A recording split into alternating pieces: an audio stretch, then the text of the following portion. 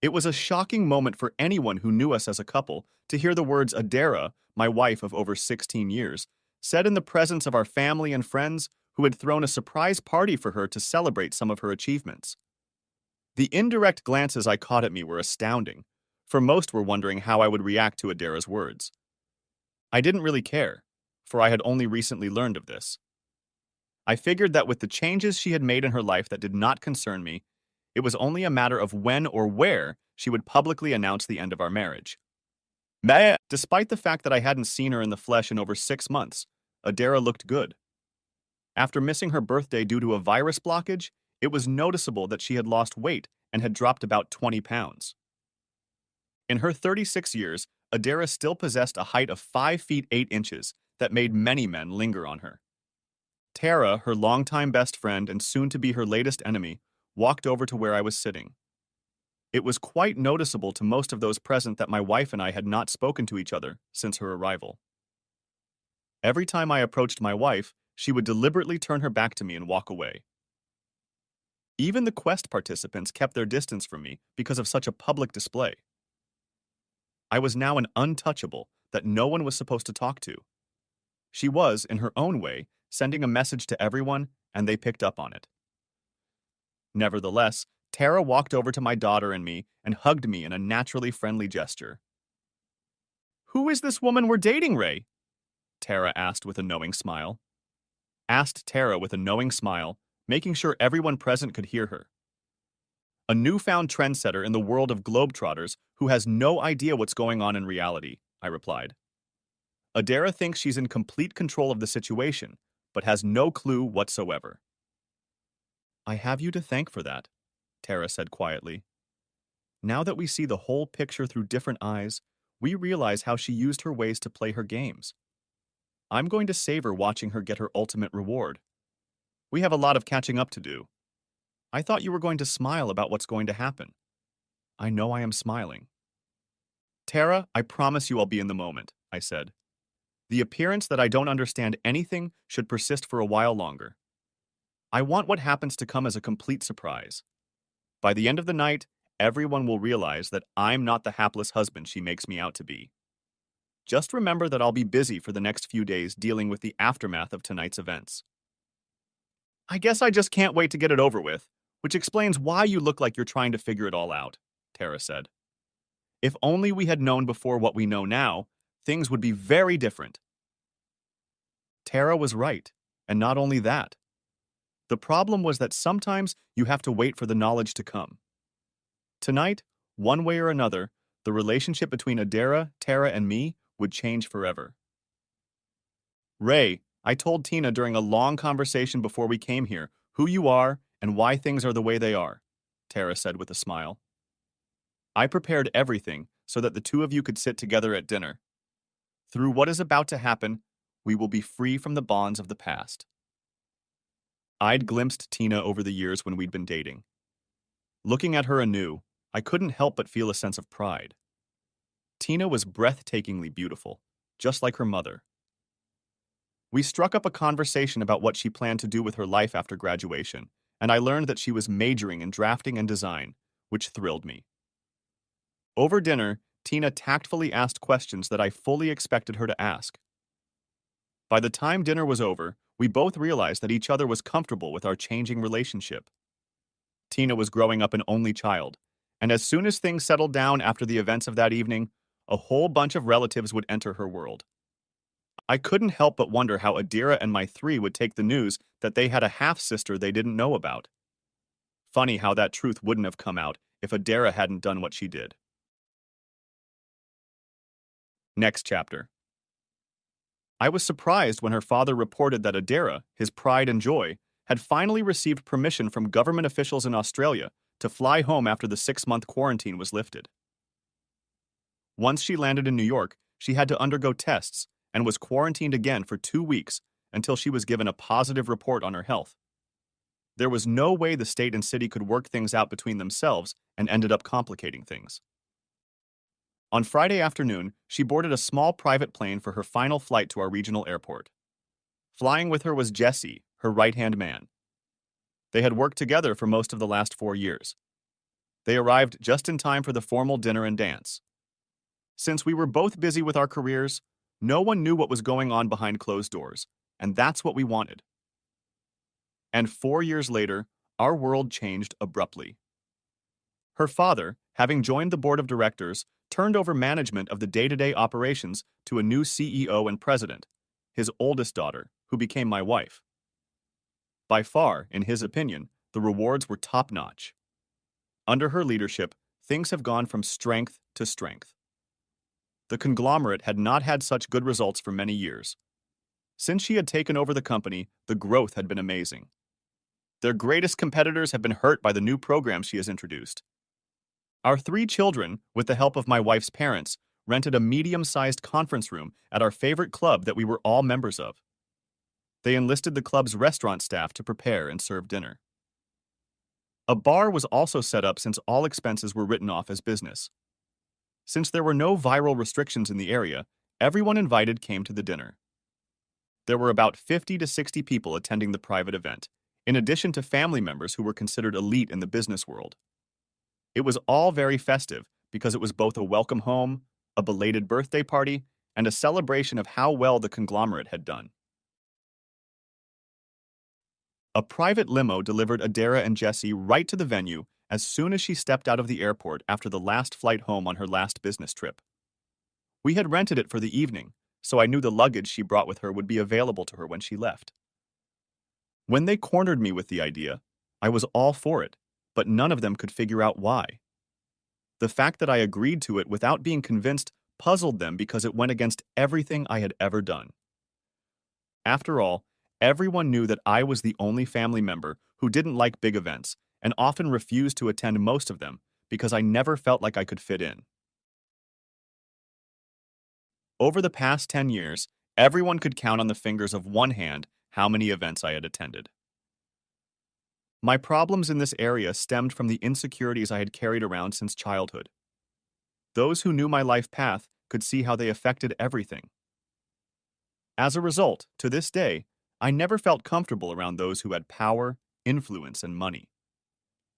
And yet I walked among the elite of our society, blending in with them as if I belonged to them. Most of them believed that I married a member of my class and Adara married a member of the lower class. Our housemates, Jesse and Janice Yelland, were present. Both of them came from a family with old money and guarded their image as much as possible. Like everyone who came from an old family, they behaved in a way that showed they had power and influence, but only used it when forced to. Everything they did publicly was done with grace and class. My oldest daughter, Debbie, at 16, was going to be a rock star because of her personality. She could convince many people to do anything. I asked her to do something I thought was impossible. She was the one who convinced Janice to come, even though she knew Jesse would be in attendance. From the moment Janice appeared, dressed in a body-hugging white sleeveless dress, she had my attention. From the moment we first met, I was naturally drawn to her. With inside information about their personal situation, seeing Jesse and Janice together, one could believe that a miracle had occurred. They were a couple who were about 10 years younger than my wife and me. We thought they were both still finding their place in the world. They were both finding guidance and support from those they were closely associated with or looked up to. Unfortunately, they were to find out just how different that guidance was. Janice is a beauty, but when we first met her, she lacked a sense of self, however. Being in our neighborhood influenced her to the point where you could tell she was becoming more and more confident with each encounter. She had a personality that was simply appealing to her. As a result, she and I became close. Because of his lack of life experience, Jesse was drawn into a relationship with an older woman who manipulated him into doing her long-term favors that would make 50 Shades of Grey seem cheesy by comparison. I guess Jesse thought the woman had fallen in love with him, but he was about to find out that he wasn't the only man to find out how wrong he was. I prayed that through what happened tonight, he would begin to have an epiphany before it was too late to save himself. We were all surprised to see them together because we knew that Jesse and Janice were going through a legal separation that was looking more and more like a full-blown divorce. Nevertheless, as a couple, They were happy to see that they could cordially communicate with each other. It took Janice a few weeks to recover from his departure from their marriage because it was unexpected for Janice. Because both of our spouses were away frequently, our friendship blossomed to the point where Adara's children and my children called her auntie because of the respect they had for her. It wasn't uncommon for Janice to take it upon herself to help my daughters with feminine tasks because their mother was never around. She leaned on my shoulder as she shed tears. I loved her and felt the need to protect her. It was when I held her hand that Janice revealed to me that Jesse had always considered himself bisexual. I knew that Jesse's main problem was that he couldn't live with the guilt and shame he felt when he came home with his wife because of the new role he was in. To realize what he had gotten himself into, he needed to take his mind off the needs of his mistress. Most men can't meet the needs of one woman, and he'd been dancing between two for too long. Something had to backfire, and it was Janice who had to pay the price. I realize now that Jesse didn't know how to treat women. Jesse's mistress was an older woman, wise from life experience, and she knew how to tune him like a well-known violin. Since Jesse didn't know what some people were capable of, it was easy for her to manipulate him into being the man she wanted. For Jesse's mistress, her new position gave her something she didn't realize: power and control. Returning home from her many business trips, she could maintain the appearance of a devoted wife and mother because no one knew what was going on. Plus, she could be herself without having to put herself out there. It wasn't until recently that I learned the real reason Jesse and Janice broke up and who Jesse was seeing behind his wife's back. His affair with this lady began almost 4 years ago when he was persuaded to join her family's business organization. My wife and Jesse had had remarkably similar careers up to that point in the conglomerates their families owned or ran, and they often ran into each other while attending events their companies were involved in. During the downtime, a trusting relationship had developed between them. It also helped that she had already held some of the positions he had applied for. Both were connected to global conglomerates, so they spent a lot of time in the same circles. Her father and brothers convinced Jesse to join her organization because the families were beginning the long process of merging their similar companies. They were only weeks away from announcing a major merger that would mean billions of dollars in profits for all of them. As a result, their relationship began to grow as soon as Jesse settled into his new job. After a few weeks, Adara realized that he was a natural enough submissive to follow her into the hidden lifestyle she was beginning to explore. It was then that the seduction of Jesse's mind began. Having been an athlete throughout his studies, Jesse was still in great physical shape and good-looking. He was naturally tall and slender, which made him very attractive to many women. How Janice was able to sway him into a marriage commitment is still a mystery to all of us. We all knew that because of who he was constantly being hit on. Adair's company kept several private penthouses around the world for top executives to use when needed without too many questions. It was a gift horse that served her well. Because of the need to travel frequently, Adara had converted a penthouse in Paris into a temporary home away from home. And since it was in a society where sensual things were more open and accepted, Adara used the place to explore the darkness in her exciting new dominant side and the benefits she gained from the power and control it gave her. Adara had never considered her behavior to be addictive, but in many ways it was. All she had to do was find the weakest link and recruit it into her ever-growing army of submissive followers. Within 6 months, Adara had already gotten Jesse to share a double bed with her on a regular basis. And no one noticed the difference in their relationship because their offices were close by and they were always seen together in public. Every 2 weeks, they went off to work on improvements and streamlining to make things softer as they merged. No one knew how intense their emotional and physical relationship was becoming. Behind the scenes at this time, they had managed to acquire a controlling interest in 2 large companies that regularly supplied them with the materials they needed, thus ensuring continued steady growth at quite controllable costs. Until a week ago, I had no idea how deep it went. Only Janice had noticed slight changes in his appearance and diet. After one of his many trips back home, she learned that he had started using an expensive men's line of cosmetics. In addition, Jesse had taken up swimming and had a professional pool installed on the property so that he could take his required daily laps. It came as a complete surprise to Janice when Jesse revealed that he was going to have all of his body hair professionally removed to increase his overall swimming speed. It seemed to Janice that some of these things just didn't add up. Next chapter.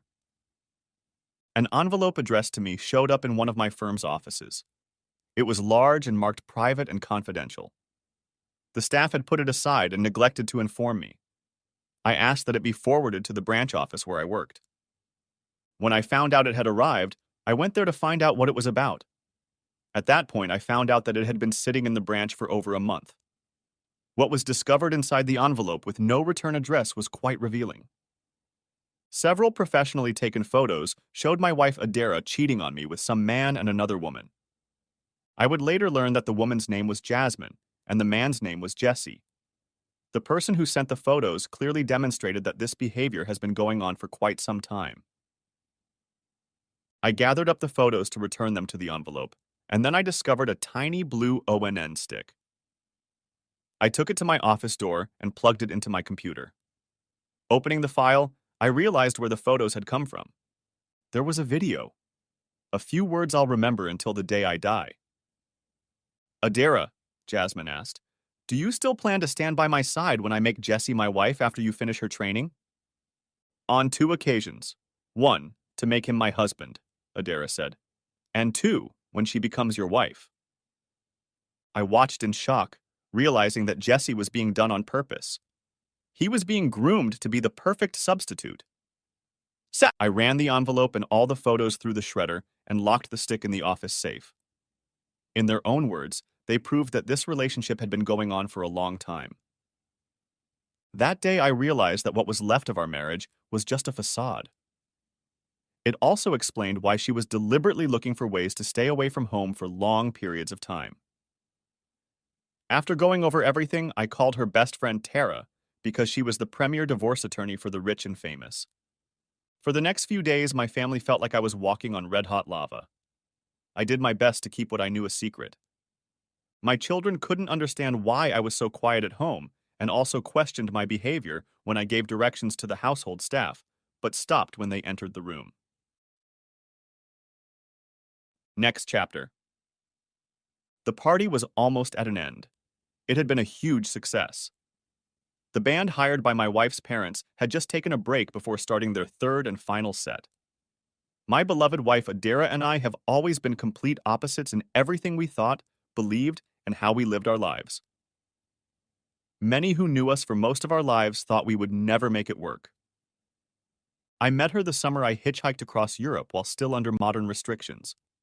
I met her outside a Hungarian church that I was photographing because I saw it as architecturally valuable. It was so old that it still had some of the old traditional Christian symbols, long since lost, hand-carved in stone. For example, the name of God, written in the vernacular language, carved in stone above the doors of the church. Most people in modern society would not be able to understand what these letters mean because even in the Bible, the tradition of not using his name has been taken to the extreme. Modern versions deliberately removed all traces of it. The elite began to push God's name out of people's minds. She was there on vacation with her best friend, who was also in attendance. They were both free spirits back then, and to some extent still are now. Adara discovered that I didn't reveal much about myself when she knocked me down as I knelt to take an angled shot of the church they were touring. My attention was drawn to her best friend Tara because of the way she acted when Adara was trying to make sense of the mess she had made. While Adara was busting her mouth open trying to apologize, Tara was helping me gather up all the lenses that had fallen out of the case I had placed next to me. It was one of the things I found attractive about her. Once we made eye contact, there was a mutual interest. We even took the time to make sure there was no permanent damage before introducing ourselves to each other. By the end of the day, we shared a meal at an outdoor cafe in Budapest and learned that the 3 of us were attending different universities in New York. Once we got back to school, I tracked down Tara. We managed to go on a few dates before Adara found out. Adara took it as a personal challenge because she thought her best friend was flirting with her and it couldn't be allowed. Thus began our lifelong relationship. It wasn't until a year after Adara and I got married because she was carrying a baby that I realized that she had manipulated our entire relationship from day one to give her an advantage. Because of what I had learned, I began to believe that Adara had intentionally gotten pregnant and informed me first so that I would step up and marry her because of my strong sense of duty. Now Tara and I were absolutely certain that Adira and I had not slept together when Debbie was conceived. We had produced 3 children, and it had been a perfect marriage until the last 4 years. Everything was going great until her last promotion, which she accepted because our children were growing up.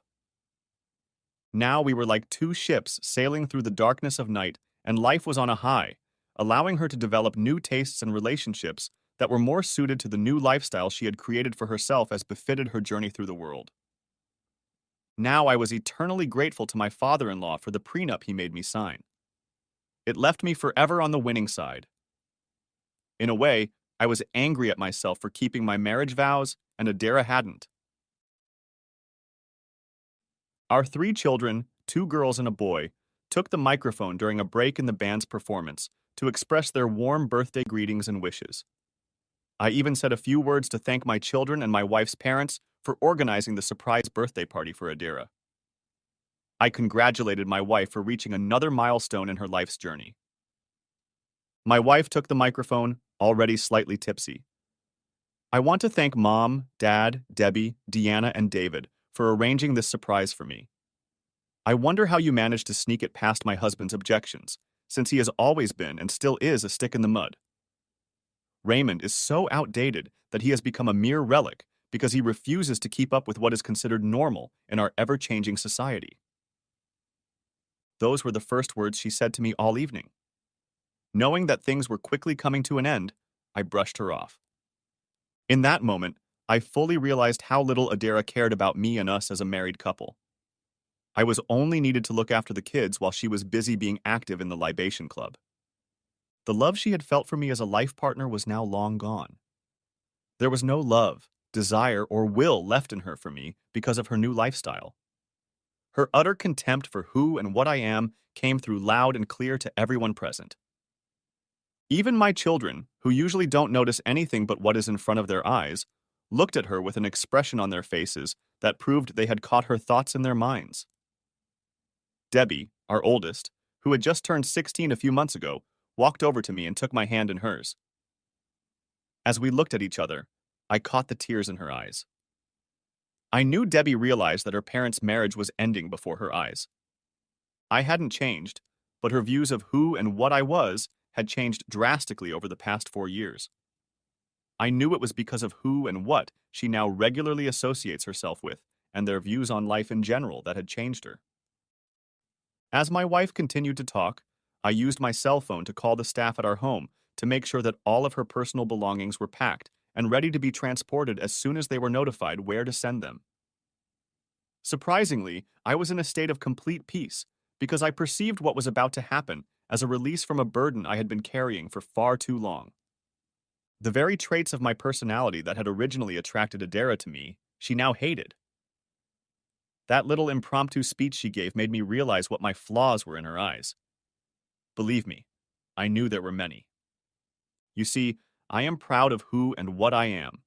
I am proud of my moral values and that truth and honesty still matter to me.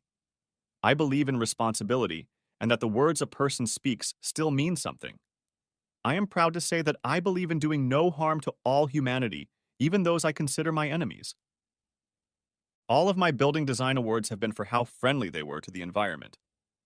Each one was designed to leave as small a carbon footprint as possible. From my reputation, I was a leader in this field. My beliefs are what allow me to stand up for what I believe in and defend them no matter what the cost. I still believe in fair pay for an honest day's work and that everyone should be paid for their labor. I still believe that it is what I have inside that makes me the person I am, not the shell of my body that many people judge me by. I am proud to call all people, no matter their race or color, my brothers or sisters because we all have the same Father. At this time, Tina and Tara were by my side. Tara was pleased that we were accepting of each other. I guess I better go get my paperwork and get ready for the show, Tara said with a smile. Tina, you want to come because people are starting to wonder what's going on.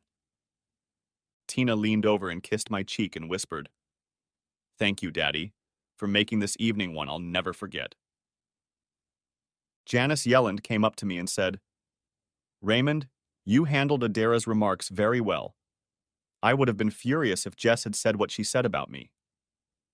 Janice, before we got married, Adara's father made us sign a prenup, I explained.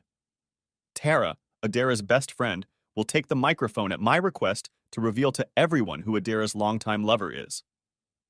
Did you know? Janice asked. I suspected, but I didn't know who, I replied. The proof was provided to me earlier this week from a man I don't even know. When Tara saw the evidence provided to me, she volunteered to be my attorney. And that's when reality brutally slapped us both in the face. Since everything had already been planned, we felt it was the perfect place to serve them both. Janice threw me a look that made me think I should explain further, so I added, Tara and I now believe that Adara has been manipulating the two of us since we first met during university. It made us look at things in a different light. As a result, many truths have come to light. Tara, her daughter Tina and I are both looking forward to a life without Adara's influence. Leaning toward her, I whispered quietly so no one would hear. Tara and I went through our entire history and discovered that I was sleeping with her when Debbie was conceived. I'll never forget the look on Janice's face when my words reached her, and then she said, "Brilliant. Tara is known as the best divorce attorney in some areas, and she is the one handling Jesse and I's divorce. You came in tonight expecting Adara to do what she does. You give her one last yay before she takes the blame. Everyone here will feel that they have been set up by you to make fools of Adara." It was during that period that I learned that Tara, whose daughter was 17, never married because she still held a love for me. It seems we both realized too late what Adara was doing to all of us. For both of us, this was the moment we had been waiting for because her behavior freed us from the bonds we had created for ourselves. Tonight, the past and present were going to hit Adara hard. Leaving my office, Tara and I went for a long, leisurely walk to a nearby state park. We discussed all the important events that had happened to the three of us, looking at them from different perspectives. It was then that I learned about her true feelings for me. After discussing the pros and cons of starting a new relationship with each other, we decided to take a chance and see if it would grow into something more. We were still walking when a couple with kids asked us if we would take a picture of them against a railing that had an endless view of the Appalachian Mountains. We agreed. I took a few pictures, the last being a shot of a father and his two sons. My wife asked us if we had children. Tara replied, "We have 3 girls, and a boy between the ages of 13 and 17, and we are trying to decide if we want to raise a couple more." "My parents do," said the husband. "They feel like they're better parents now because their life as it is now allows them a lot more time to just be parents." That's when we started talking about having kids if we got together. We were both surprised that the other was open to it. Then I got the shock that changed my life forever when Tara said, "Besides, it's time for Tina to start getting to know the man who helped her conceive if you're ready for that." I stood there in shock, unable to speak as I comprehended the information I had received. If memory serves me correctly, that was when Adara told Tara that we had slept with each other. It wasn't true, but it was the reason we broke up. "Why didn't you tell me then?" I asked Tara, looking her straight in the eye. "She was my best friend, and she had never lied to me until that moment," Tara replied. "I had no reason not to believe her until I saw her behavior this morning. What we watched together made me look back. I realized that there were quite a few things she was misleading both of us about." At this point, we found a bench and began a long discussion about the history of the three of us, from the vacation trip where we first met to today. As we said our goodbyes, we kissed emotionally for the first time since Adara and I got engaged. It left us with a sense of what lies ahead and a new understanding of what came before us. It would be interesting to know who we were without Adara's presence in our lives. He's here, Janice said, looking around to determine from the look on her face who Adara's lover was. I told Jesse that I believe he is involved with another woman, and when I find out who she is, I will destroy the bitch. I watched Tara walk toward Adara and was grateful that she never married. I always felt like she would have made some lucky guy's life complete. Tara always did everything in moderation. I didn't realize right away that Tara always had to be pushed to do the wild things that my wife and her did. What I didn't notice was that Janice noticed Tara and I looked at each other. To her, it spoke volumes, though to us, it could have been just a casual act of friendship. And everything Tara did looked like an innocent caught in a situation that had gone too far. It was clear from Adara's character that she did it to see if she could pull it off and get away with it with minimal repercussions. Tara had already reached the level Adara was at, and I watched with my eldest as she asked my wife if she could let her use the microphone. The look of bewilderment on Adara's face at Tara's excitement made me smile. I noticed Tina watching me closely, standing with the rest of the kids. David and Tina were having a serious conversation. Debbie just walked over and stood next to me. Adara's mother, whom I loved dearly, was not happy with her daughter's behavior. Debbie, you might want to go to your sister and brother to be near them because of what is about to happen. If my thoughts are correct, Debbie replied, Tara is your divorce attorney, and Mom is about to get sued. I nodded my head and said quietly, and so will her longtime lover. It's time to put the facade of what's left of our marriage behind.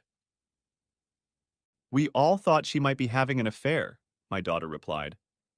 With her busy work schedule, she's never home. This created the perfect storm for her. My siblings and I are not impressed with this new version of our mom. It seems the virus has been a mixed blessing for her because it has allowed her to keep up appearances with an acceptable excuse. Let your brother and sister know that I'll explain everything as soon as we get home, I said, before Debbie walked over to her grandparents and brothers. While Tara introduced herself to everyone present, I walked to the center of the room. I wanted to look my wife and her lover straight in the face as they were being served. At that moment, everyone realized something else was going on. A smug expression appeared on my face as Tara asked Jesse Yellen to join them. Janice looked at me and muttered, Jesse is her lover? I nodded my head affirmatively. I knew I had to keep an eye on her because Janice's face turned white. Once Jesse joined them, it took less than a minute for Tara to hand Adara and Jess the paperwork. Congratulations, Adara. You are being served with divorce papers on the grounds of abandonment and adultery, Tara said. It also means that our lifelong friendship is over. Turning to Jess, Tara said, You've been served with papers and sued for interfering with the marital relationship. When Raymond showed me his evidence, we both realized you've been playing with our lives since our college years. It's time for you to pay for it by ending the game. Both of them were caught off guard. I guess neither of them believed they would be caught. As I looked around the room, I noticed the look on many people's faces. Some were in shock. Everyone seemed to quickly change their opinion of me. Adara's face turned white. I laughed until I saw Janice open the purse on her shoulder as if pulling something out. Her face reflected fury. I quickly ran over and stood in front of her. I was sure I knew what she would try to do. She was just reaching to grab the small revolver when I yanked her hand away, grabbing her wrist. Let me go, Janice said in a loud, very frustrated voice. I have to do this. I gave my word. Pulling her face against mine, I whispered in her ear. Grow up. They aren't worth you losing your freedom because of the resentment, anger, and rage you feel. Believe me, Janice, I've considered destroying them both myself. At that moment, her tears receded. I pulled Janice to me and hugged her tightly, partly to make sure she didn't have a chance to reach for the gun. As I looked around the room, I realized that we were now the center of attention. My wife's parents and our 3 children were still in shock, but realized that I had prevented Janice from doing something. I began to slowly lead Janice towards the exit, realizing that I had to get her away from what was happening. There was no way I was letting her go until we were out of the conference room. Janice is an exceptionally beautiful lady, beautiful in her own way. I realized that both of our emotions and sensitivities were at breaking point. Until we both got them under control, we'd better talk as little as possible. As we slowly made our way past Adara's parents, I said, Mom, Dad, make sure the kids get home. I'll come home as soon as I get Janice calmed down. Then I'll answer your questions as best I can. Fair enough, Adair's mom said. Raymond, just so you know that from the looks of it, we don't blame you, but we do have a lot of questions. Adair's dad asked, looking at me. What was in the purse? I gave him the same answer. A gun. The look on his face spoke for itself. We were just leaving the rented room into the hallway when we split up so I could close the doors. Janice, still a little emotional, said, Thank you for not letting me dig myself a hole I can't get out of. With those words, she leaned toward me and then added, That's for you for confirming that I am still a woman that an honest man finds attractive. We walked down the hallway to the main entrance. I handed the parking clerk my car ticket stub and he quickly followed. I took a cab to get here, Janice said. Can you take me home? I'd love to, I said. But we need to make a couple stops first, if that's okay. So we did. The first stop was the office, where I left the ONN flash drive. I made 2 copies before putting the original back in the safe. I did this so that Janice would have her own proof that she could use in her divorce from Jesse. When I gave her the flash drive, I explained that what was on it explained too much, but provided more than enough evidence necessary for her to give Jesse justice. We then set off for the police station. As we pulled up, Janice said, You want me to go and turn in the gun, don't you? In the short term, I think you'd better not be tempted, I said. An ounce of prevention is worth more than a pound of cure. I watched her walk into the station in the long, body-hugging white dress she'd arrived in. It made me sad that life doesn't allow us to always appreciate what we have. Janice had the kind of ass in the back that many men would be willing to die for. Her wiggling heels were a turn-on. I just wished that in time she would find the right man for the right reason. It was about 15 minutes before she walked back to my car. Once she was settled in the car and closed the door, she moved to the seat next to me. It brought back memories of when I was young. I hope no one who wasn't here tonight sees us, I said, because they'll get the wrong impression. Why do you always find something to say? Janice said with a smile. When it seems like someone needs to hear it. I started the car and pulled out. Janice pressed herself against my body as tightly as she could. I had to admit, I was flattered by her attention. I explained everything to the female officer before I handed her the revolver, Janice said. She congratulated me for taking the initiative and said she would give me a month to think about it before she sent it off to be destroyed. She remarked that you had to really like and respect me as a person to dare to do such a thing. I must admit that she is right. It took us about 45 minutes to get back to her estate. All the way back, Janice never left my shoulder. Neither of us said anything because we were both immersed in our own thoughts. As we drove past my house, I noticed that no one had come home yet. Parking the car, I walked Janice to the front door to make sure she could get in. Ray, could you come in for a minute? Janice asked. No sooner had the front door closed than Janice surprised me by turning to face me. Without saying a word, we got down to it. The next morning, we were already drinking our first cup of coffee when Janice's cell phone rang. It was hard to believe it was almost 1 o'clock in the afternoon. It was her mother's driver calling from the closed entryway. She had flown in to be with her because she had heard the news. Opening the gate of her estate, Janice said, Mom, the timing is perfect.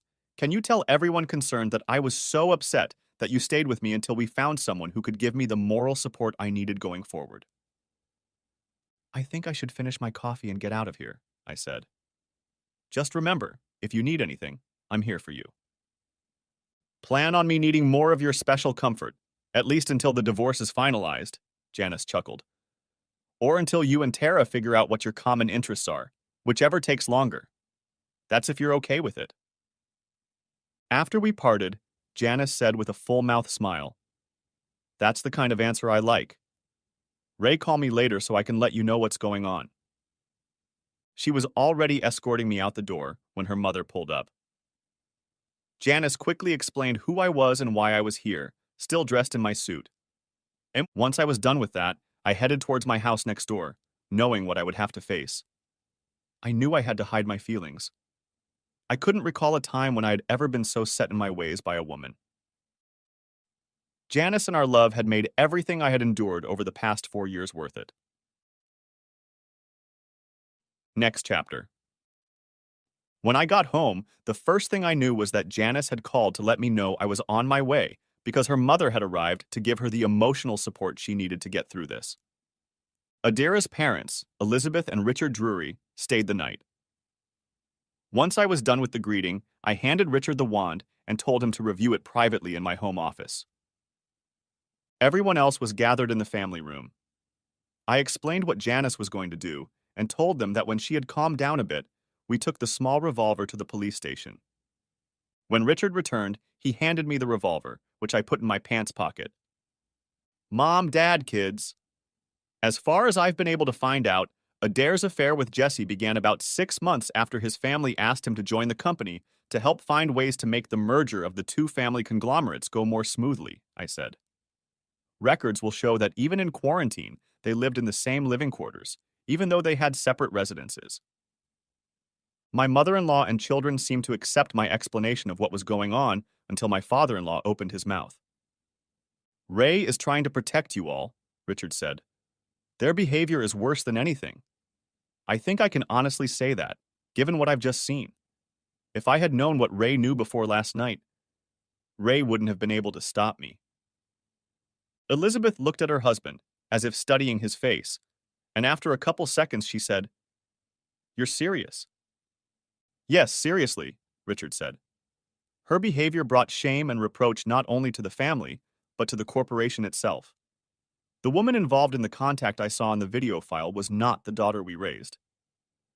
I excused myself, explaining that I needed to shave and change. Deanna walked beside me as I headed for my bedroom. "We all talked last night," Deanna said. "We were all worried about you and what you were facing." "How are you? Your sister and brother dealing with it?" I asked. "I think we all realize that it's better to know than not to know," Deanna said, because a lot of questions were answered. After a heated discussion, we all agreed that Mommy left not only you, but all of us. I stopped, took my daughter in my arms and said, "I've suspected for a long time that something was going on, and just this week I got proof." "Denna, it still hurts, and it will hurt for a while until we find a way to live with this outcome." At those words, the pain, tears, and emotions she had been holding back within herself came rushing out. It is in moments like these that we learn the damage that human behavior does in tearing a family apart. I held my middle child until she calmed down. "I was the one who answered Aunt Janice's call," Deanna explained. "We talked for a while. She told me what the policeman said when she turned in the gun. Grandpa and Grandma said you put yourself at risk to protect our mom after what she did." "There was nothing wrong with what I did," I said. "Any good friend would have stopped their friends from doing something stupid because they lost control of themselves like I did." "Maybe, but in Janice's eyes you're walking on water now," Deanna said, "and probably always will." I smiled and thought about our lovemaking before answering. "Have you heard anything about your mother?" I asked. "Jesse and her left right after you," Deanna explained. "Grandpa found out from the limo driver that they went back to the airport and took the first flight out." "Why?" I asked. "Grandma told everyone that you stopped Janice from getting the gun," Deanna said. "A lot of people came up to us and asked us to pass on an apology for my behavior towards you." I smiled and explained, "No one was supposed to know that. Your grandmother wasn't supposed to tell you about it." "But it was true," said Deanna. "Yeah, but mostly it doesn't matter," I said. "It rarely matters. Rather, the gossip turned her into something she never was. That's how the tabloids we see in grocery stores make money. They turn the truth into something it isn't, and most readers believe it. That's what Mom did to all of us, isn't it, Dad? Said Dina sadly. What's even sadder is that her behavior shows that in her eyes, none of us were worth telling the truth, I said.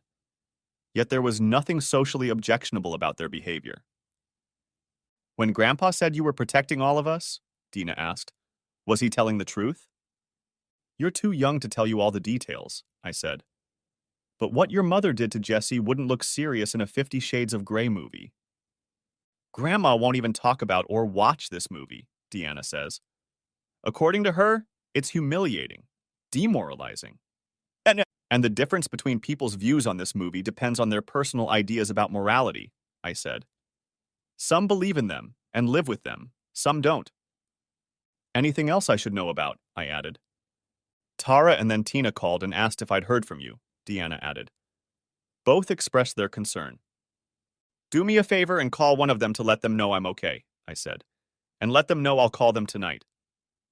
Tina asked a lot of questions about you, first to David last night and then to Debbie when she called earlier, Deanna said. So many that it makes us wonder. I think I know why, and I promise you'll get answers that will explain everything, I said. When everything in front of our eyes settles down.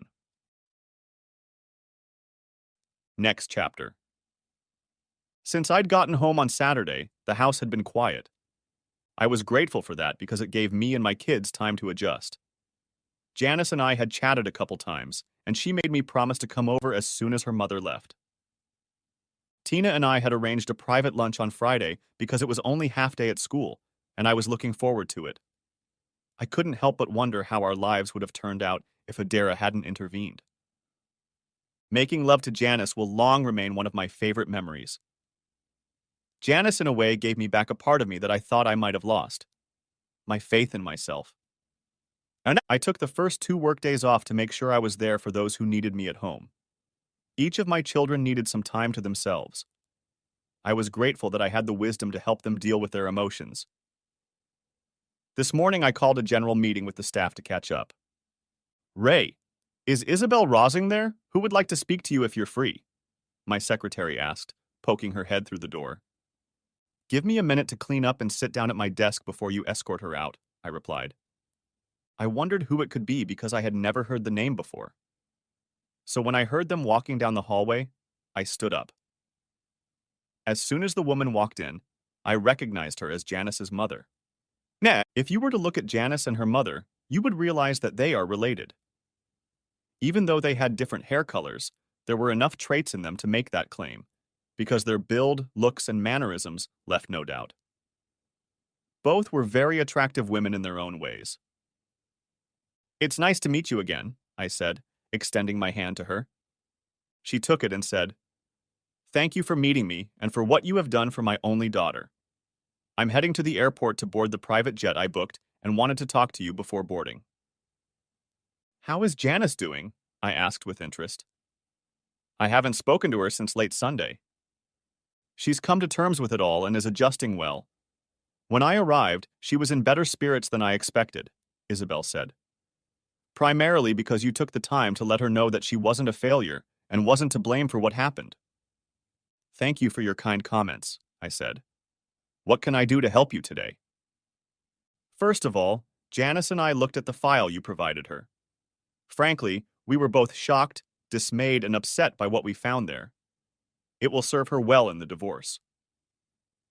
Janice wondered if she had been too blind to see what Jesse wanted, and if the reason he married her was because he needed a shield. This led to a long conversation between my daughter and me. We talked about everything from her future life to her relationship with you, and it brought us closer than we had ever been since she was a teenager.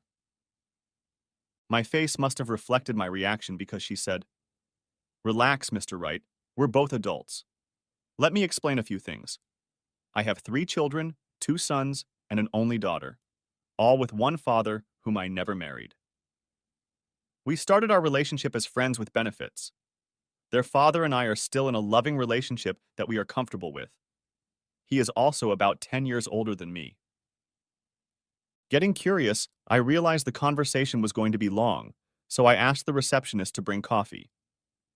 Our family originally lived in Sweden, but now we, like most families, are scattered all over the world, Isabel explained. Because of a failed first marriage and our family's wealth, I decided it was better to never remarry. That's understandable, I replied, especially when you're dealing with something like your daughter and I are. We both live individual lives, layered and complicated, but aren't all relationships similar in some way? Asked Isabel. You're not going to have an argument for me, I said. I've always assumed that what you do behind closed doors is nobody's business but the people who live behind those doors. Janice's mother seemed to like my words, because I could tell by her demeanor that she was beginning to relax and feel comfortable around me. In order to thank you properly, the family decided it would be best to do a background check on you. Let me tell you that the information they have received about you has made a great impression on them. Both professionally and personally, you have a brilliant record, Isabel explained proudly. Expect a phone call within the next week requesting that your firm submit a proposal to design a new museum for the city of Stockholm, which we are sponsoring. Thank you for the honor and please call me Ray, I said, as the receptionist brought in a tray of coffee. I'm sure when I get the request, they'll give me the general details of what it will be used for. As we were served and she left, closing the door behind her, it got interesting. The other woman in the video file is a distant third cousin whom Janice has never met. I was able to identify Jasmine by her voice. Let me make it clear that the family will treat her accordingly once they review the file I emailed to them, Isabel stated. Everything will be done to ensure that she never becomes a problem for my daughter or you, as you intend to do in the future. Pausing, Isabel continued. Even among those who are considered elite, there is order. There are things that are not considered acceptable once they come into the public eye.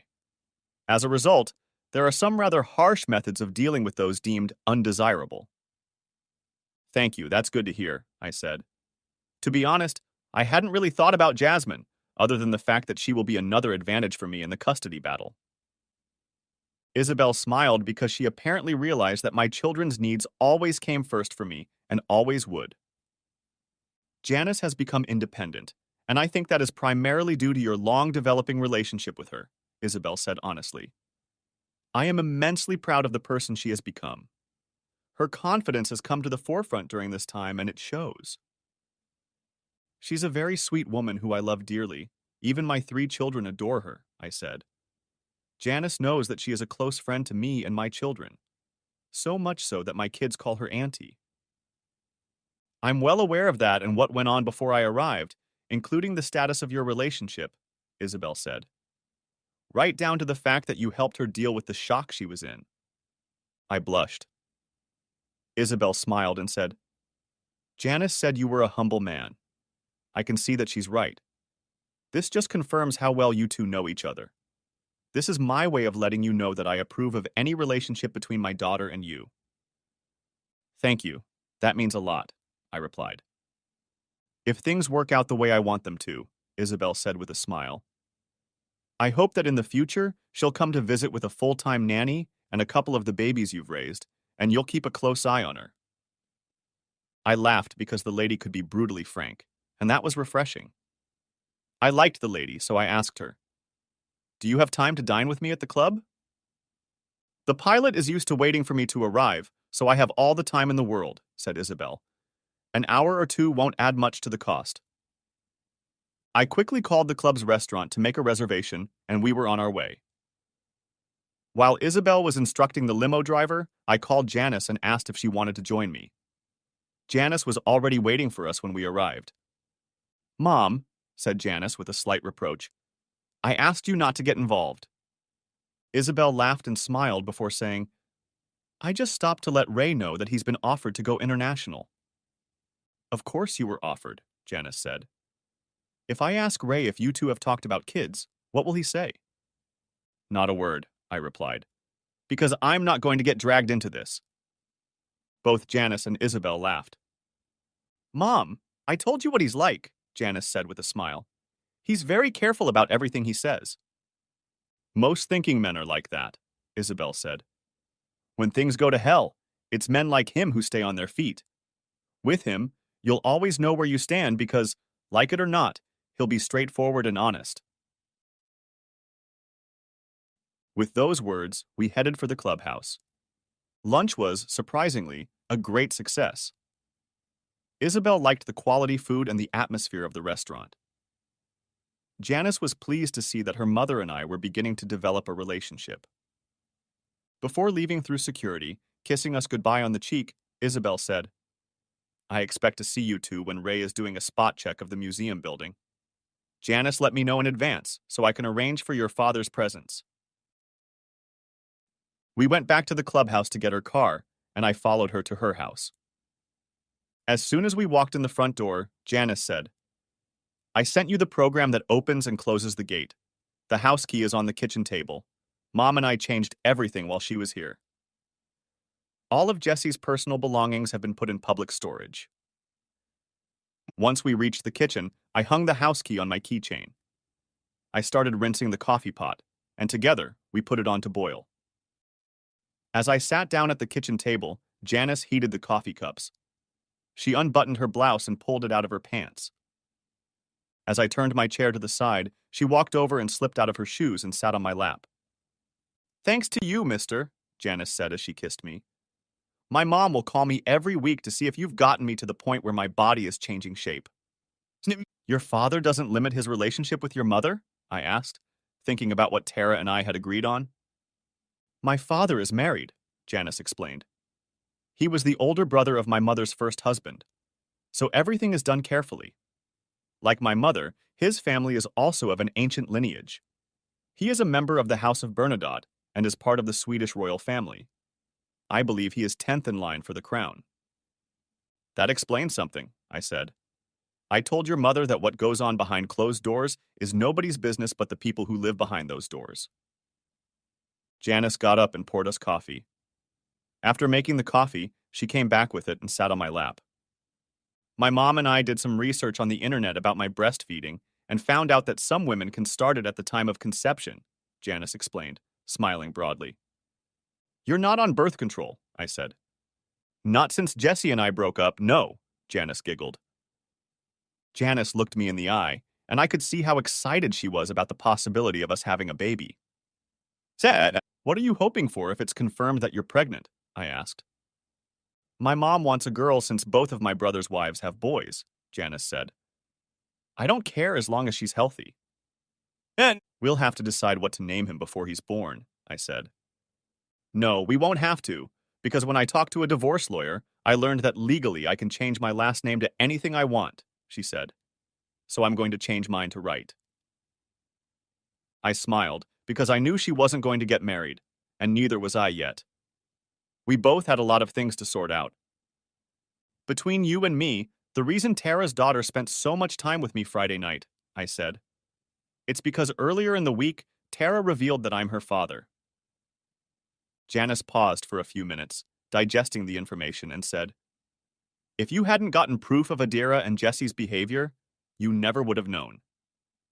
"Right, because it took Tara seeing that video to realize that Adira had cheated on her back in her college years," I explained. "That led to us spending the day re-watching it to identify all of her deceptions over the years." "That explains the look I saw between you two," Janice said. "Does that mean Tara wants to reunite after all these years?" "I'm not sure yet," I said, "because the emotions are still too raw. Tara and I still have a friendly relationship, but I'm not sure what it will be like until things settle down." "So where does that leave us?" asked Janice. "Where we are," I replied. "Our relationship came about because of what Adira and Jesse did with us. Our love, friendship, and trust in each other is strong and growing stronger every day." Apparently, I said all the right things because Janice got up off my lap and directed us to our bedroom, as she put it. There, she showed me my new closet and dresser for clothes. "Thanks to cable television, social values are changing in America," Janice remarked. "Promise me you'll keep an open mind about what Tara and I want, because we both want a father in our children's lives." Next chapter. It had been a month since Adara had been sued, and the announcement of the successful merger was published in this morning's New York Times. What caught my eye was that Adara and Jess's names were not on the list of new management. When I called to congratulate my father-in-law, Richard told me that Adira and Jesse were still employed by the conglomerate, but were assigned to run one of the subsidiaries. This suggested that their careers and futures were at a standstill. At this time, it was confirmed that Janice was indeed carrying our first child. Tina and I became close, and she was going to be an intern, working in a local office over the summer. Tara had already guessed what was going on between Janice and I because Janice asked her about the last name change. Tara and I honestly tried to make a relationship work, but soon realized we had too much baggage because of being involved with Adira for so long. She wanted another child. According to state law, all 3 of my children have been interviewed by state services. All 3 will stay with me. At a family meeting, I told my parents, in-laws, Adira's children, and my children that Tina was my daughter. I had to explain how it happened. It was hard for all of them to know that Adira's deception had gone on for so long.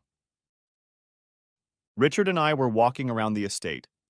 He wanted to know how things were going with the divorce and if there was anything he could do to get his daughter to speed up the process.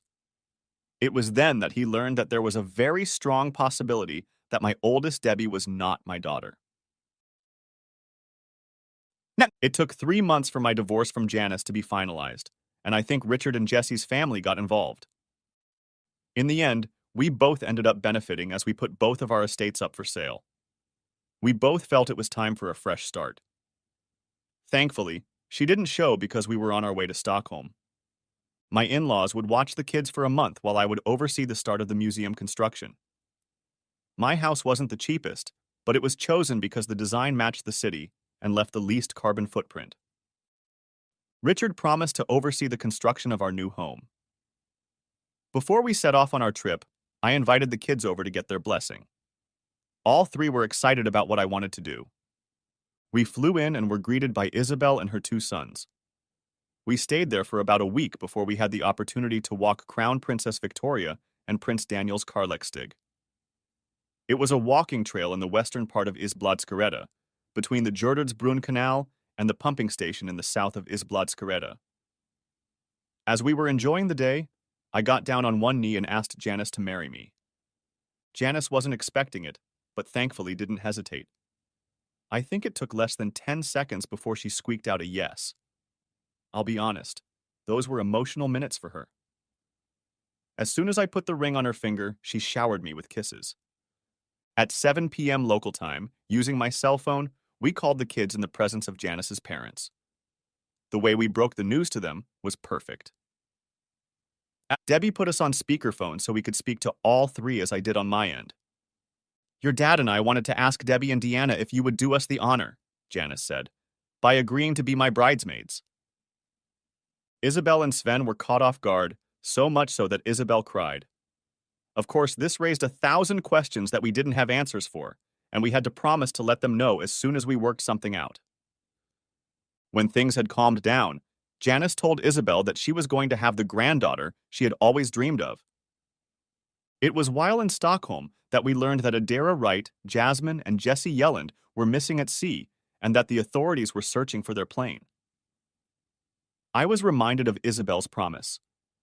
We learned that Adira survived, but ended up spending a month on a local fishing boat. We don't know what happened, but she came back a broken person and retired to a quiet life in the Keys in Florida. It was in the fall, the last part of September, when Janice and I had our wedding. Tina, Debbie, and Deanne were bridesmaids. David, my son, and my brother's 2 sons, both a little older, stood by my side.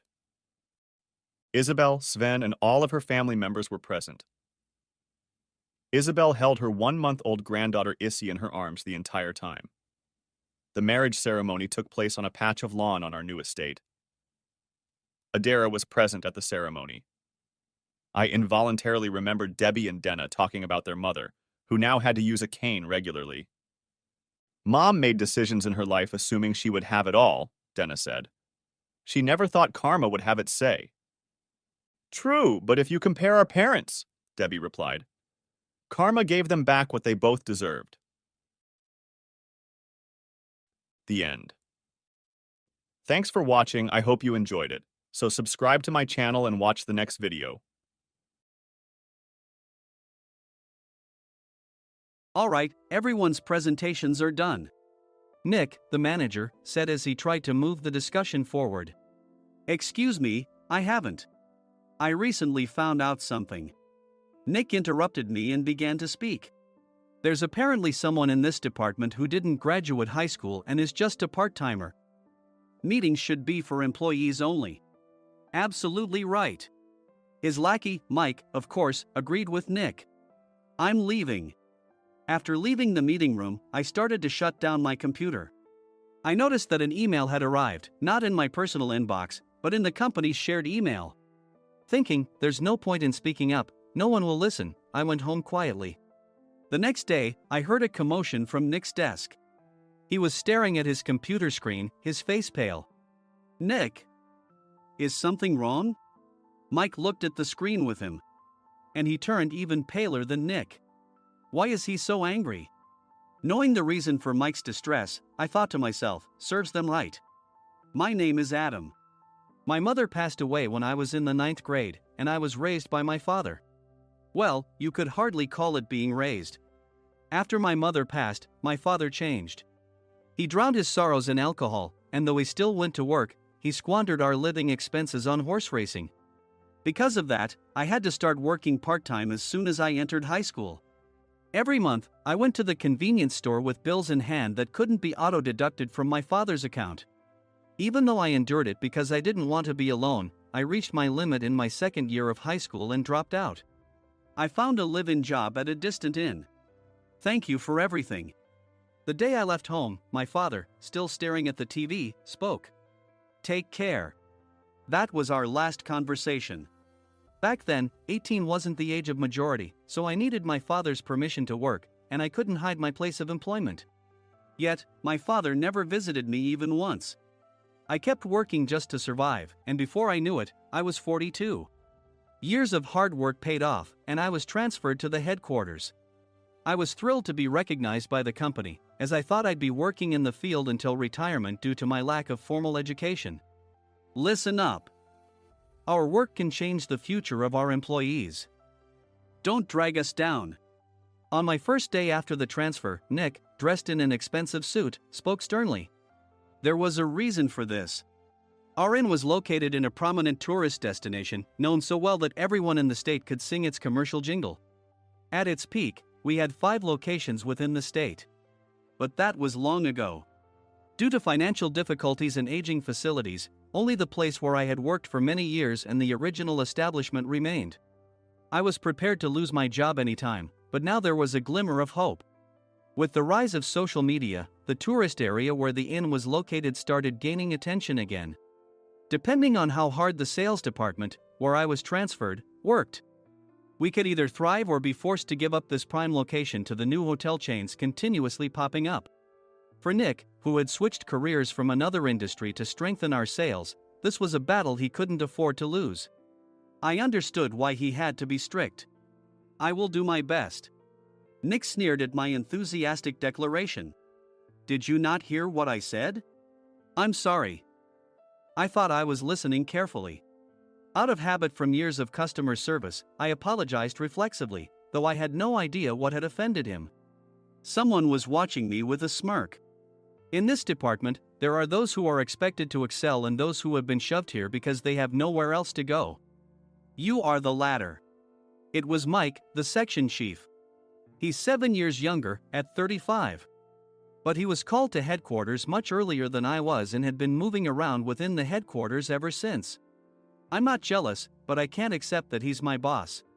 Graduating from a prestigious university, he has an unusually high pride and caused many problems as a newbie, making things very difficult for me when I was the front desk leader.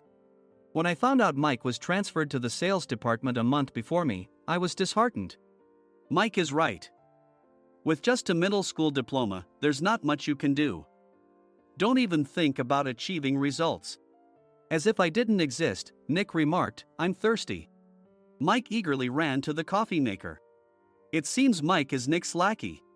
I regretted being happy about my transfer to headquarters, wishing I had stayed on site forever. Send a direct mail to every company on this list by the end of the day. Nick only assigned me tasks that even a new graduate could handle. What? There are over 1,000 companies. You want me to send to all of them by today? Yes, if you and your fellow misfits split the work, even those with nowhere else to go should finish by today. I glanced at the employees typing away expressionlessly. They were worn out from customer service, only thinking about leaving on time, or were women reassigned after having children. With zero motivation for work. Even Sam, a new graduate from the same university as Mike, who was supposed to be among the expected achievers, had no enthusiasm for the job. Having joined the company wanting to do customer service. I don't care what they say, I plan to quit anytime, he said. Only Nick and Mike were highly motivated, making all the decisions between the two of them. I originally only wanted to work at the inn to survive and had no particular attachment to this job. I swallowed my words, thinking I had no right to reprimand them. About a month after the transfer, Nick told us with a frustrated look. To commemorate the 50th anniversary, we've decided to create a plan exclusive for one group per day. Originally, Mike and I were supposed to come up with it, but our president, Mr. Thompson, insists on hearing everyone's opinions. So, you all get a chance. As Nick explained, Mike began handing out prints. Make sure not to embarrass Nick. If your ideas are half-baked, you'll have to redo them. It seemed that they had printed his handwritten notes by Mr. Thompson, which included several questions and a section for free responses.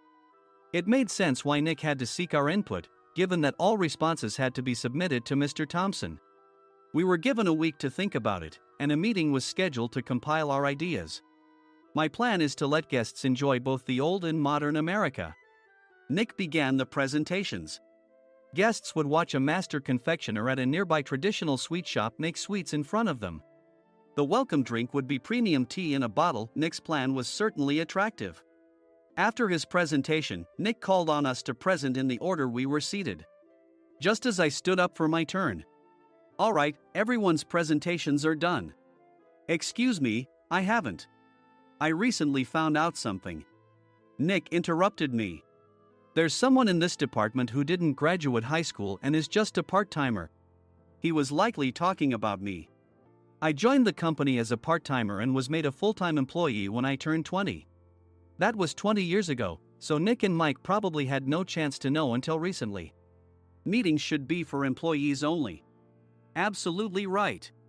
After that, Nick kept creating opportunities to solicit everyone's opinions, purposefully excluding me from speaking. The meeting unexpectedly heated up and went past the scheduled end time. A few people asked to leave, and the discussion continued with the remaining few. Still here? Normally, you'd leave in that situation. Though I had no attachment to the job initially, hearing kind words from customers made me want to make them happier. For someone like me, with nowhere to go, the inn was my home and customer service was my life. I felt pathetic about my current self. I'm leaving. I left the conference room and started shutting down my computer. I noticed an email had arrived, not in my personal inbox, but in the company's shared email. Thinking no one would listen to what I had to say anyway, I quietly went home. The next day, while preparing the DM as instructed, I heard a commotion from Nick's desk. In his haste to stand up, he hit his knee on the desk. He stared at his computer screen, his face pale. Nick! What's wrong? Mike, thinking he should be the first to rush over, approached Nick while still wearing his coat. He peered at the screen with Nick. And he turned even paler than Nick. Why is he so angry? Who is responsible for this company? Nick, more irritated than ever, asked, and Mike answered without checking. Probably Sam. Sam wasn't there because he was attending a morning training session for new hires. Nick gave up on getting angry and returned his gaze to the screen. They were looking at an email that arrived right after the end of the working day yesterday. Apparently, no one, including me, had checked it before leaving. The email was from a large company that used us for their annual employee trips. The president and executives of that company also frequently used our services personally. President of the company, Mr. Mason himself, had declared that neither he nor his company would ever use our services again. Well, some companies cancel their employee trips or stop using our services due to financial struggles. Let's just move on. Mike kept wiping the sweat from his forehead with a handkerchief. Knowing why Mike was so agitated, I quietly watched their interaction. Do you know how much revenue we get from that company? We can find other guests to fill the rooms, but we'll lose the banquet costs, gift shop revenue, rental car fees, and more. Moreover, the gifts were supposed to be prepared by the traditional confectionery shop involved in Nick's proposed plan. If it's known that we incurred such a huge loss at this critical time, Nick's position in the company would be jeopardized. Nick took a deep breath, seemingly trying to calm himself. All right, Mike. Go to New York right now and apologize to Mr. Mason. What? You're coming with me, right? I have urgent work to do. I trust you, which is why I'm entrusting this to you. Please. Mike, believing Nick's sincerity, agreed with a determined look on his face, saying, yes. That's Nick for you. Even if Mike went to apologize, Nick would shift all the blame onto him if the client didn't change their mind. Well, it was Mike's fault to begin with, so it served him right. About 3 hours later, Sam answered a call from somewhere and repeatedly apologized, saying, I'm very sorry. Everyone watched to see what was happening. After ending the call, he informed Nick with a weary tone. When Mike arrived at the client's company, he only made things worse, further infuriating Mr. Mason. He was demanding, get his boss here immediately. It was no wonder Sam was exhausted, dealing with such a call right after returning from training. What is that idiot doing? All right, Adam, you're coming with me. If sacrificing Mike didn't work, then I must be next. Normally, I'd want to refuse at all costs, but I saw an opportunity in this situation. If I can be of assistance, I'd be happy to join you. I obediently followed Nick, and we flew to New York. When we introduced ourselves at the reception, it became clear how serious the situation was, as the receptionist personally escorted us to the president's office. Angry voices leaked through the door, making both Nick and me uneasy. Excuse me. I'm Nick, the supervisor. I understand my subordinate has caused you trouble, and I deeply apologize. Nick, with his experience in the corporate world, knew enough to offer an apology before excuses. However, his customer service skills left much to be desired. I sighed as I saw Mike trembling like a small dog in the corner of the room. What kind of training are you giving your subordinates? Mr. Mason glared at Nick with a red face. The intensity of his gaze made even Nick take a step back. Regrettably, I joined this company only 2 years ago and was unaware of Mike's issues. I should have identified his shortcomings sooner. Indeed. I should have realized sooner. No sensible person would come to apologize and then give a lengthy presentation on the drawbacks of not using their in. Nick froze, his mouth slightly open. Suspecting the worst, I picked up the documents that had fallen to the floor. It seemed Mike hastily prepared these documents on the plane, listing the disadvantages. Disadvantage 1: if you change the venue for the company trip, employees might suspect it's for cost-cutting reasons, leading to a negative impression. Reading it aloud half-jokingly, Nick snatched the papers from my hand and checked the contents with a furious expression. Among the stack of documents was a receipt from a nearby convenience store's copy machine. I felt a pang of dread, hoping he hadn't shown the receipt as well. What do you think he said when I asked what kind of nerve he had to do this? I'm very sorry. Faced with the dire situation, Nick must have thought there was nothing left to do but apologize. In a voice smaller than I'd ever heard from him, he uttered words of apology. He said, I'm a Harvard graduate. I don't believe I said anything wrong. Mike, what have you done? Forgetting his plan to pin the blame on Mike, Nick yelled loudly, even in front of Mr. Mason. I didn't do anything wrong. You're still saying that? Look at him. Mike pointed at me with a shaking hand. I was assigned to headquarters in my 20s and now I'm a section chief. This guy only made it to headquarters at 42. Everything I've done proves I was right. So why are we losing the contract? Having said his piece, Mike collapsed to the floor. Of course. You were sent there because you had nowhere else to go. Mike never expected to hear such words from someone he looked down upon. He lunged at me, and Nick hurriedly stepped in to stop him. Mr. Thompson told me Mike is a quick thinker, and to take good care of him.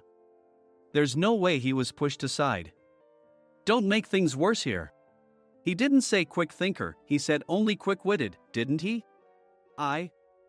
I don't remember that part. I recalled the many troubles Mike caused when he was a newbie. When Mike was on the front line, his pride was so high that he never apologized to customers. Customer service, especially in our job, doesn't work alone. It brings both good and bad situations. If the front staff or housekeepers made mistakes, or the cleaning company didn't properly clean a room, one had to apologize to the customers regardless of personal fault. Mike, in such situations, would never apologize, insisting he wasn't at fault. This often angered customers, and as the front desk leader, I frequently had to apologize on his behalf. He caused complaints and disrupted operations, which is why he was quickly moved to headquarters. In departments where he didn't interact directly with customers, his quick thinking was beneficial and things went well. But it seemed his flaws were starting to show. Corporate reservations are supposed to be entered into the system by the sales representative. But a quick check yesterday revealed that more than 10 items were missing from the client's reservation. The handover document clearly stated what needed to be prepared. Why didn't you enter it into the system? Why do we have to give them special treatment? Filling rooms near the banquet hall, setting up all the food in advance. Specifying the brand of wine, they're too demanding. No wonder he always angered customers, I thought, feeling a headache coming on. Grouping them in rooms near the banquet hall is for our benefit too. It makes it easier for the staff to set up beds and serve breakfast since everyone's schedule is synchronized. As for the other requests, Mr. Mason suggested them to lighten our load. I didn't know that. Nick finally seemed to realize that Mike was the one who had angered the client. What did you say to them? I just told them we wouldn't give them special treatment anymore. We shouldn't waste effort on things that don't bring in money. I was utterly exasperated at his lack of understanding of customer service. Of course, we shouldn't comply with unreasonable demands. But carrying over successful practices from past stays makes customers feel remembered and enhances their experience. Good memories encourage repeat visits. That's part of our job. I looked down at Mike, who was sitting on the floor. In our job, nothing is a waste. Mr. Thompson likely moved you to the sales department, hoping you'd finally understand this. How do you think he feels now that you've failed to meet his expectations? Mike, tears in his eyes, fled the president's office. I was amazed he still hadn't apologized. You have it tough, Adam. It's okay, we're all employees of the same company. I deeply apologize for this disrespectful incident. Especially after all the care you've shown us. If it weren't for you, Adam, I really would have stopped staying here. When I heard you were moving to the sales department, I was willing to reconsider if you handled it. Seeing us talk so amicably, Nick's face contorted. Do you two know each other? Adam's service is excellent. I always requested him specifically. Normally, we don't accept specific staff requests, but we made an exception for Mr. Mason, adjusting my shifts accordingly. He had personally stayed at our hotel just before my transfer, and during casual conversation, I mentioned, I'm moving to the sales department soon. If I hadn't told him then, things could have been much worse. Please continue to take care of us. I look forward to it. On the return flight, Nick awkwardly offered me a can of beer. It's still working hours. Of course, I had no intention of forgiving him for a single beer. Nick might try to pin everything on Mike and avoid any consequences. While pondering this, a startling fact came to light. Nick, the tea bottles for the plan have arrived. I handed Nick a bottle labeled with our inn's name. They look good. What are you talking about? These are plastic bottles. I had assumed we would use the trendy, high-end bottling tea. But what arrived were ordinary plastic bottles of tea with customized labels. The only unique aspect was the label, which had the inn's name, making it look customized. Upon further investigation, I discovered that a substantial amount of money was set to be paid to the tea company. It was priced like bottling tea. Does this plastic bottle really cost $100 each? The tea inside is specially blended for us. The extra cost is for that. Wouldn't it be better to use another tea company? Or is there a specific reason we must use this one? As Nick continued to make excuses, I showed him a printed email. I informed the tea company's president, Mr. Mitchell, that we discovered irregular payments and he confessed. He said you two were high school classmates and planned to split the extra money. That idiot. Why did he confess? That's not important. You should worry about yourself, this could turn into a police matter. Opening the bottle cap, I suggested. How about calming down with this tea? It supposedly has a relaxing effect. Nick drank the tea frantically. In the following days, decisions were made about their fates. Mike was reassigned to the General Affairs Department, with no chance of transfer or promotion, as per Mr. Thompson's orders. As for Nick, since the payment to the tea company hadn't yet been made, he narrowly avoided legal trouble. Instead, he was encouraged to leave the company, and to avoid further complications, Nick submitted his resignation. Rumor has it that connections between HR departments have made it difficult for him to find new employment. Even though it was good to have those two gone, something unexpected happened in the sales department. Everyone became motivated and united in refining the 50th anniversary plan. In the end, my plan was adopted. We collaborated with the Tourist Information Center to provide personalized guides. The plan, tailored to the number of guests, was truly special for the 50th anniversary. Hey, is Adam's family coming to stay? I immediately booked that special plan for my family. Sam noticed it on the reservation list and quickly picked up on it. Yes, I'm inviting my father. That's great. I might invite my parents too. I lacked the courage to face my father just as Adam. But here, with the confidence Mr. Mason praised, I felt ready. The 50th anniversary plan was a perfect opportunity to reconnect with my father. I hoped to bring back the days when we could laugh together as we once did.